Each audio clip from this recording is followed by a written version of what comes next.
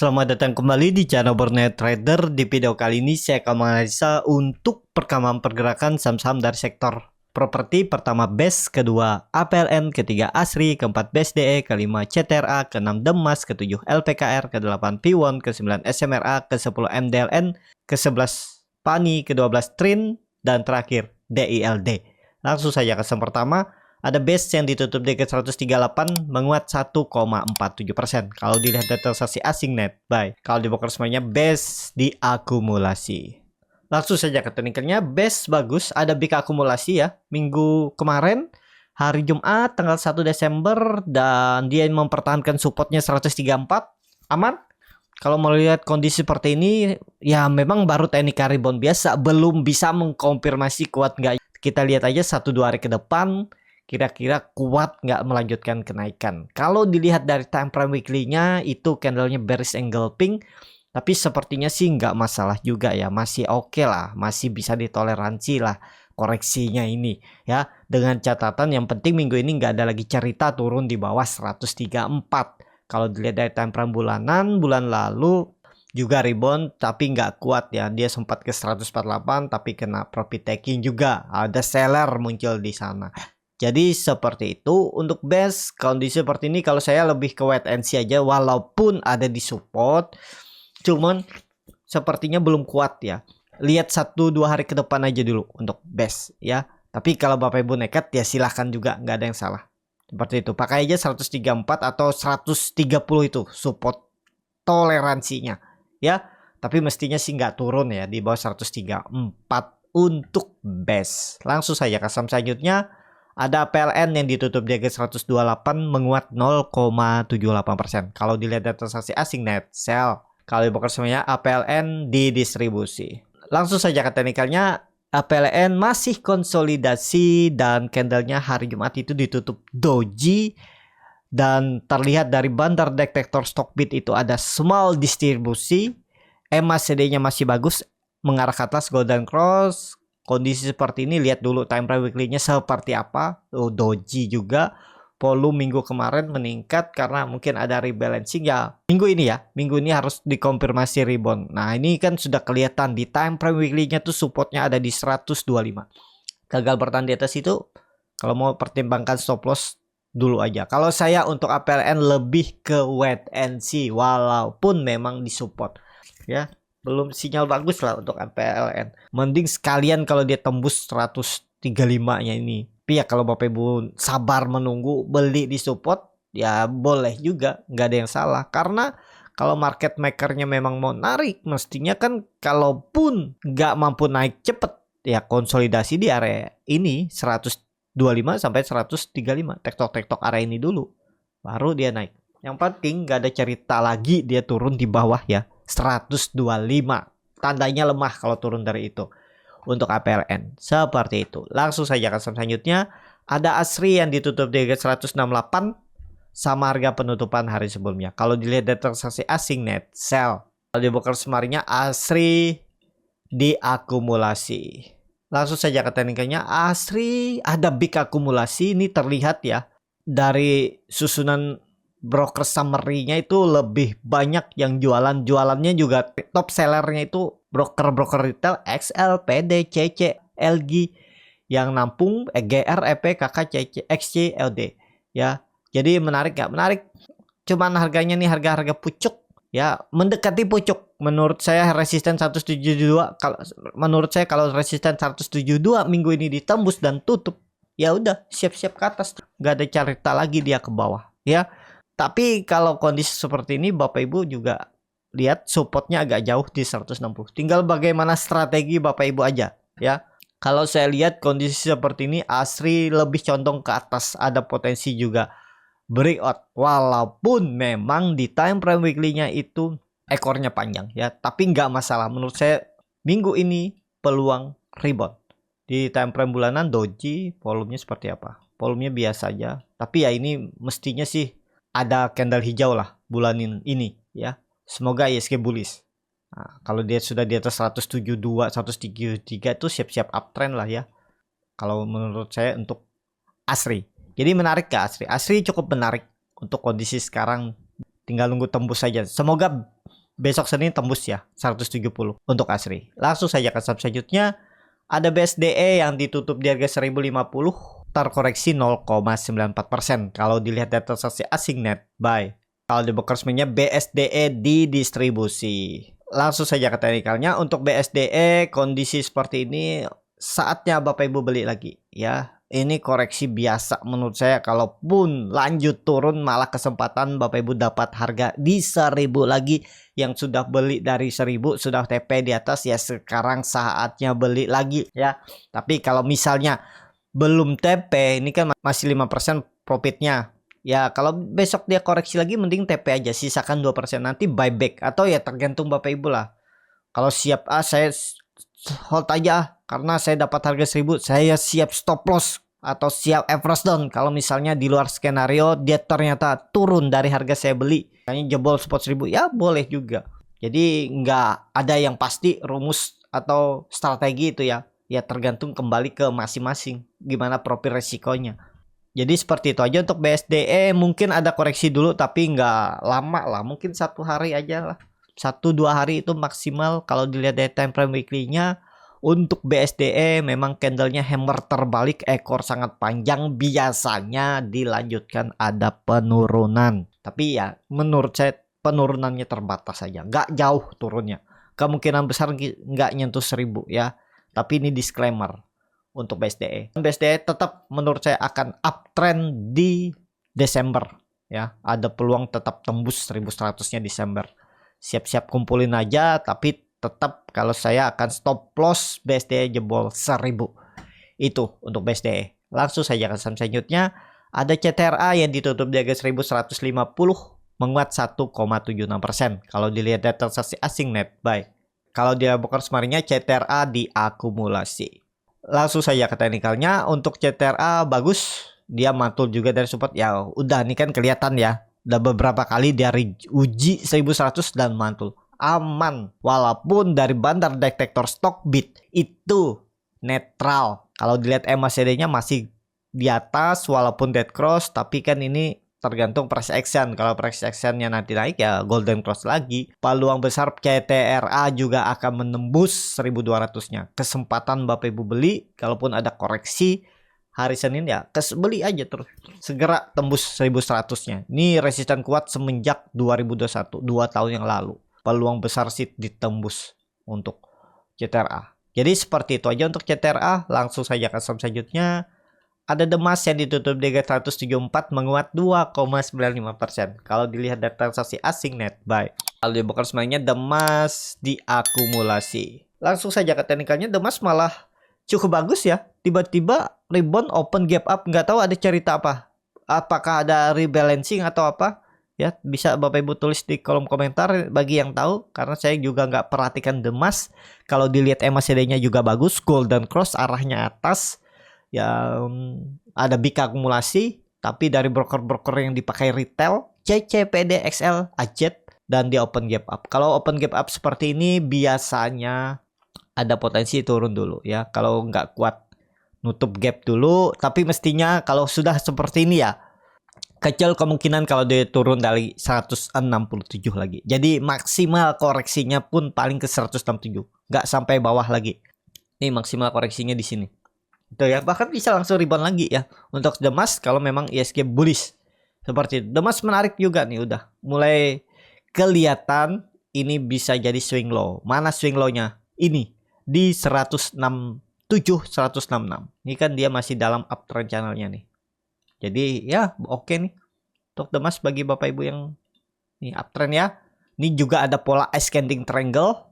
Kalau dia break 180, perubahan praksi harga 200 minimal disentuh. Nah itu kalau Bapak Ibu berminat beli sekarang juga ya silahkan atur-atur aja strateginya seperti apa ya. Kalau saham properti naik rebound bullish di Desember, Demas akan tembus juga nih 180, arah terdekat 200. Lumayan kan kalau 10% dikasih di Desember seperti itu. Tapi ini disclaimer. Langsung saja ke saham selanjutnya. Ada LPKR yang ditutup di 87, terkoreksi 1,13%. Kalau dilihat data transaksi asing net buy. Kalau di broker semuanya LPKR diakumulasi. Langsung saja ke teknikalnya, LPKR koreksi biasa tapi ada akumulasi. Segera ditembusnya juga. Ini kayaknya saham-saham properti juga akan naik. Tembus 191, siap-siap ngegas. Ada big akumulasi, MACD sudah mengarah ke atas, membentuk golden cross, menarik untuk LPKR. Arahnya mestinya ke atas, ya. Jadi target LPKR 110 nih, Desember, semoga sampai. Iya, untuk LPKR. Support LPKR pakai aja 80, jebol itu tinggalin. Tapi ini salah satu memang yang susah diikutin ya. Tapi kelihatan ada akumulasi nih, LPKR. Menarik sepertinya LPKR. Minggu ini juga diperhatikan. Langsung saja ke saham selanjutnya. Ada P1 yang ditutup dengan 416 menguat 0,97%. Kalau dilihat data transaksi asing net buy. Kalau di broker semuanya P1 diakumulasi. Langsung saja ke teknikalnya, P1 lagi konsolidasi, lagi perlu kesabaran aja nih. Karena saham properti yang belum naik banyak itu P1. Dan kalau dilihat fundamental juga ya cukup bagus kan. Jadi kesempatan Bapak Ibu punya nih. Pokoknya 400 tuh support. Kalau sampai jebol minggu ini ya udah tinggalin aja, paling maksimal 5% itu ideal. Kalau dia jalan minggu ini tembus 440, Bapak Ibu udah profit lumayan juga tuh. 5% dengan stop loss 5,5%, ya seimbang dan bahkan bisa 2 kali lipatnya Bapak Ibu dapat ke 468 dan ya TP3 bisa di 500. Nih 21%, 1/4. Menarik harusnya P1, cuman perlu kesabaran, itu aja. Sabar aja Bapak Ibu, di naik turun di situ ya biarin aja selama nggak tutup di bawah 400. Itu aja untuk P1 ya. Kalau dilihat dari time frame weekly-nya memang candle-nya bearish engulfing, tapi menurut saya nggak masalah. Ada peluang tetap mencoba rebound ya. Cuman memang mungkin lambat, itu aja. Candle-nya belum ada mengkonfirmasi doji-nya ini. Masih belum ada kekuatan kayaknya ya. Tapi kalau yang sabar menunggu boleh beli. Tapi disclaimer seperti itu P1. Langsung saja ke saham selanjutnya. Ada SMRA yang ditutup dengan 615 sama harga penutupan hari sebelumnya. Kalau dilihat data transaksi asing net sell. Kalau di bakal semuanya SMRA diakumulasi. Langsung saja ke teknikalnya. Untuk SMRA memang akumulasi ya. Terlihat lagi konsol. Meledak juga nih nanti. Kelihatan kok. Ya tapi disclaimer ya. Kalau saya lihat ini dia menjaga MA 200-nya. Nah ini kalau Bapak Ibu berminat beli seperti ini juga boleh nih. Cuman cut loss harga sekarang tuh cukup dalam 8%, tapi nggak perlu jauh sampai 570. Gagal bertahan di atas 600 saja minggu ini ya tinggalin. Paling 3,5% kalau mau. Ya udah tinggalin dulu aja, nanti buyback di bawah juga bisa. Harusnya rebound minggu ini. Senin Selasa harusnya sudah ke atas. Cuman saya belum lihat nih bagaimana kondisi bursa Amerika dan Eropa ya. Coba saya cek dulu di RTI Bisnis. Nah, Amerika menguat, DJI 0,82%, S&P 500 0,59%, Nasdaq-nya 0,55%, dan Eropa juga menguat, FTSE 1%, Frankfurt 1%. Ya, menurut saya kemungkinan besar tetap rebound Senin ya, open gap up itu ISG. Jadi ya pasti kecipratan inflow, walaupun mungkin ada yang banyak, ada yang dikit, tapi ya kemungkinan rebound ya. ISG mungkin bisa hijau pekat, tapi disclaimer ya. Jadi kesempatan beli nggak ya? Kesempatan beli nih, SMRA masih di atas SMA 200-nya. Tinggal momentumnya tembus 640 minggu ini, siap-siap uptrend, targetnya 720. Ini saya sudah targetkan nih pola inverted head and shoulder-nya ya untuk SMRA. Seperti itu SMRA. Langsung saja ke saham selanjutnya. Ada MDLN yang ditutup dengan 68 menguat, terkoreksi 1,44%. Kalau dilihat data transaksi asing net sell. Kalau dibakar semuanya MDLN diakumulasi. Langsung saja ke teknikalnya. MDLN ya bagus. Mulai konsol ada akumulasi. Tetap nanti kalau properti naik juga nih, dapat inflow pasti ya. Ke trigger pasti aja. Bendarnya juga pasti ngekor naikin. Nah, ini masih jauh nih, upside-nya 78 10 poin, berarti 15% ya. 14% lah. Stop loss-nya kalau berminat ya, tapi ini bukan rekomendasi. 14% stop loss-nya sekitaran 7%. Kalau berminat, tapi kalau saya lebih memilih yang big cap-nya aja, P1 kayak SMRA, BSDE, CTRA lebih menarik ya daripada MDLN. Tapi kalau suka silahkan juga, karena ini dia disupport dan bisa jadi neckline dan bisa jadi nanti indikasi double bottom. Kalau double bottom ke 100 kan luar biasa tuh. Siapa tahu bullish di 2024 seperti yang digadang-gadangkan oleh para analis ya. Nanti suku bunga pelan-pelan turun dan ya properti yang naik ya. Ya semoga aja, didoakan aja ya. Yang paling penting, MDLN nggak ada turun dari 63. Itu aja untuk tren jangka pendeknya yang berminat untuk beli MDLN. Langsung saja ke saham selanjutnya. Ada PANI yang ditutup di harga 4.600, terkoreksi 2,12%. Kalau dilihat data transaksi asing net sell. Kalau di bookclosement-nya PANI diakumulasi. Langsung saja ke teknikalnya, PANI berhasil breakout lagi ya. Dia sempat jebol terus naik. Apakah ini tanda-tanda benar serius naik? Sepertinya iya. Ya, kalaupun ada yang stop loss ya, karena analisa saya ya antara dia naik karena Raisu, ternyata sentimen Raisu tidak langsung direspon pasar naik, malah dibawa turun lagi ya. Raisunya di harga 5.000, tapi dengan harga sekarang kan mestinya tuh ya sebagai investor itu nggak mau kan beli Raisunya, mending dia beli di market. Nah itu yang menjadi penyebabnya. Tapi kita lihat aja nih, dia udah kembali lagi ke pas 4.600. Balik lagi nggak? Pokoknya di bawah, kalau sampai koreksi lagi ya udah tinggalin aja menurut saya. Di bawah 4.400 tuh tinggalin aja. Nih mungkin dia retest aja nih. Retest trend dan breakout lagi nanti. Kita lihat aja ya. Kalau saya lebih ke WTNC aja dulu untuk PAN. Tapi ya menarik lah. Kalau saham properti rebound ya tetap rebound juga. Walaupun ada ratio-nya hari apa sih? 1 Desember. Oh udah selesai ya ratio-nya. Coba saya cek ya. Oh ya, ex-date-nya di 1 Desember kemarin ya. Oh itu pantas dia rebound. Nah nggak tahu nih ceritanya seperti apa nih.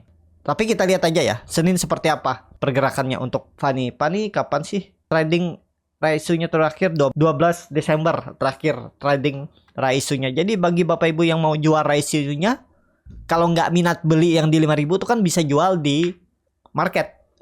Bukan di market ya. Tanya sekuritasnya. Dia ada yang bisa jual langsung di sekuritas di aplikasi, ada juga yang harus infokan dulu ke bagian customer service-nya. Gimana cara jualnya bagi Bapak Ibu yang nggak minat menebus ratio-nya kan bisa dijual. Tapi ya harga Bapak Ibu itu yang di portofolio itu kan atau terdulusi ya. Terdulusi apa ini? Saya lupa tuh namanya, yang sudah di harga terbarunya setelah ratio. Kalau Bapak Ibu tebus ya dapat saham, kalau nggak Bapak Ibu tebus jual ya bisa ya. Itu. Jadi seperti itu aja untuk PANI.